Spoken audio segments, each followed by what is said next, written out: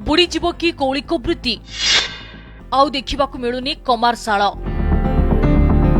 चाषी परिवार घरे घरे लुहारे तैयारी दा कोड़ी कोदाल टांगिया फाउड़ा आदि देखिबाकु मिलिथाय। हेले एही सबु सामग्री तैयारी करुथिबा कमार परिवार एबे अवहेलित अवस्थारे रहिचंती।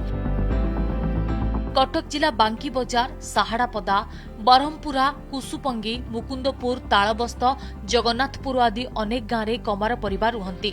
किंतु समय क्रमे एही सबु गाँवर कारीगर मानक कमारशाला आउ देखिबाकु मिलुनाही। बरहमपुरा गाँवर मायाधर महाराणा बयस 75 वर्ष टपिलाणी, तथापि से एही वृत्ति को आपणाइछंती। तांकर दुई पुतुरा तांकु सहयोग करुछंती। आजिर आधुनिक जुगरे चाष कार्य लागुथिबा विभिन्न अत्याधुनिक जंत्रपाति बाहरी जिबा फଳରେ आउ चाषी माने विशेष करी तांको पाखकु आसुनाहांती। फଳରେ धीरे धीरे आय मध्य कमी जाइछि, जहाकि परिवार प्रतिपोषण करिबा संभव नुहे।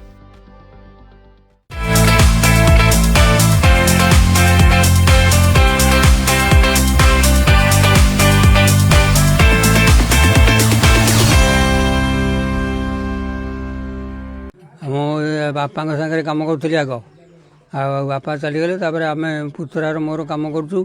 आज की 30-40 वर्ष है कम करूँ।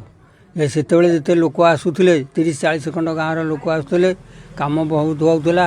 आए कम दाम ना मेसीनारी होगला सब मेसीन लोक कम कर किए आऊँ 6-7टा पंचायत लोक आसिक आम पाखे कम कर कोड़ी कोदाल टांगिया पनकी सब पजापजी कर दौचु। आगु भी दा दिन को 50-60 खंड आसे आ कोड़ी कोदा सब आसे। आगु जमी आसला एवं आसुनि आउ बिल को ट्राक्टर हल फल सब जबार सब बंद हो गला। बांकी अंचल चाषी प्रताप गुमान सिंह, दीनबंधु राउत, संतोष कुमार धल, अजय प्रधान कहती आधुनिक जंत्रपाति और मेसीन प्रचलन हेबा फଳରେ कमारशाल एक रकमर बंद हेबाकु बसिलाणी। शाल चलाइबा पई काठ और कोइलार अभाव रहिछि।